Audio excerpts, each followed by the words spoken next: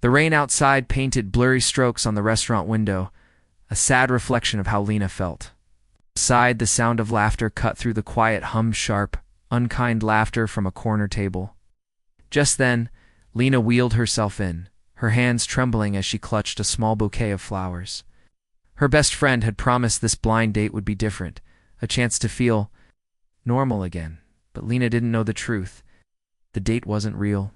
It was a vicious prank, a cruel joke set up by her old classmates, the same people who never stopped mocking her after the accident that confined her to a wheelchair. A kind waiter approached her. "Table for two?" he asked, with a gentle smile.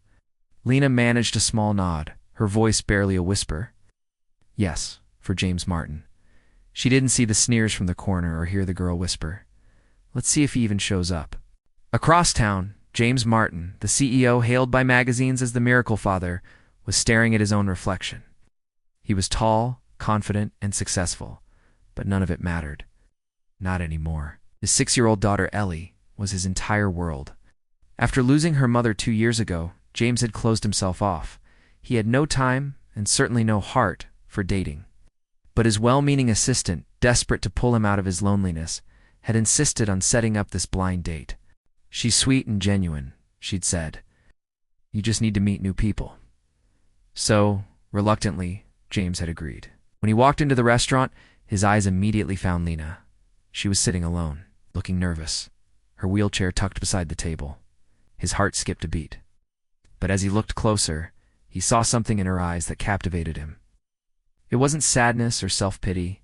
It was a quiet, unshakable strength. He walked over, a genuine smile spreading across his face. "Hi," he said softly. "I'm James." Lena looked up, her eyes wide with surprise. You came," she stammered. He let out a light chuckle as he took the seat opposite her.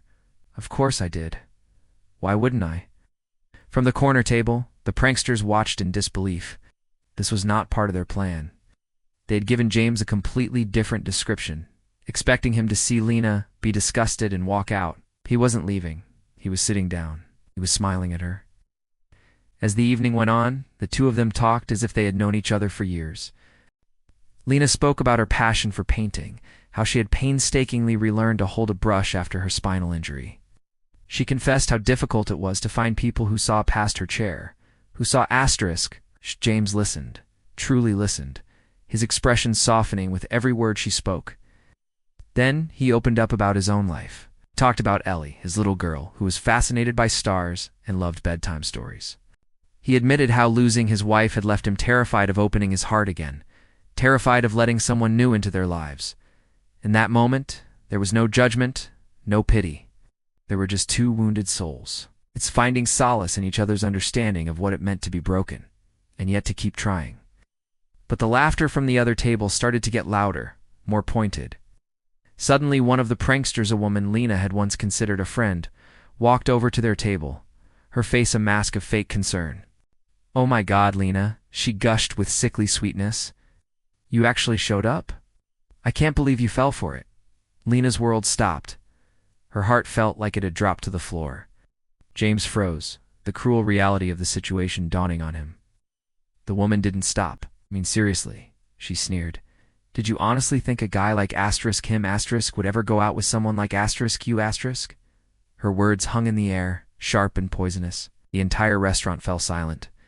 Humiliation washed over Lena as tears welled in her eyes. She averted her gaze, ready to wheel herself away and disappear. But before she could move, James stood up. His voice was calm, but it carried a chilling firmness that commanded the room. "You think this is a joke?" he asked. His eyes locked on the woman. "You think making fun of someone's pain is entertainment?" the woman stammered, her fake smile faltering. It was just what?" James cut her off, his voice turning to ice. "Cruel? Heartless. Because from where I'm standing, Lena has more courage and grace in her little finger than you'll ever understand in your entire life." The silence in the room was absolute. James turned back to Lena and gently took her trembling hand in his. He looked directly into her tear-filled eyes. "You," he said, his voice now soft and sincere, "are the most beautiful woman in this room. And if you'll still have me, I would be honored to stay and finish this dinner with you." Tears streamed down Lena's cheeks, but for the first time in a very long time, they weren't tears of pain. They were tears of disbelief, of gratitude, of finally being seen for who she was.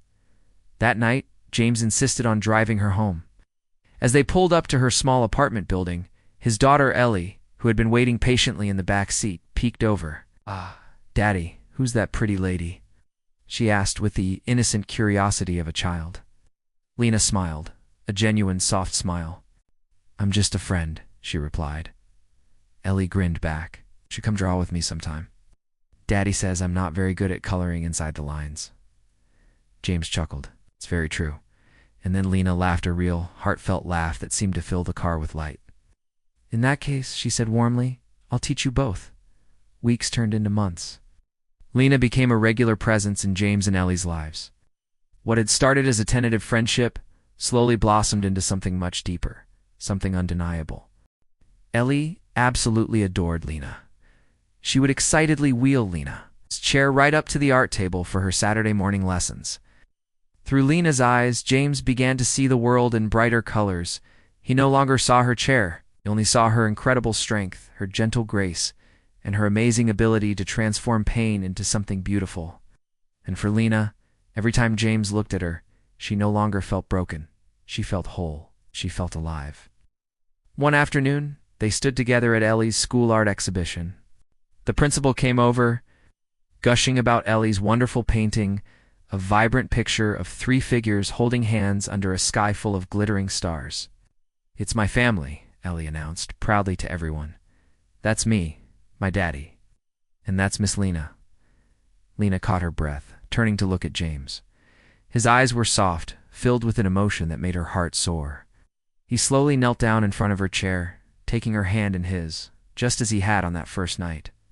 "Lena," he whispered, his voice trembling slightly, "you came into our lives and taught us both how to live again, how to feel again. I don't care about the chair, I care about your heart.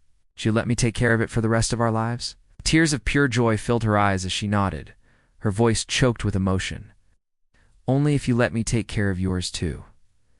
The crowd around them began to applaud as Ellie launched herself forward, hugging them both in a tight embrace. A few months later, in a small garden filled with sunshine, flowers, and the sound of happy laughter, Lena wheeled down the aisle. She wasn't an object of pity. She was a picture of triumph, a bride radiant with love. James met her halfway, took her hand, and together they vowed to never let go.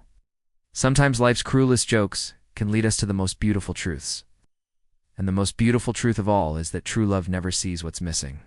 It only sees what's there. A courageous heart, a beautiful soul, and a love worth fighting for. Thank you so much for watching. Remember, never let the cruelty of others define your worth. If you enjoyed this story, please like, share, and subscribe for more content. We'll see you in the next video.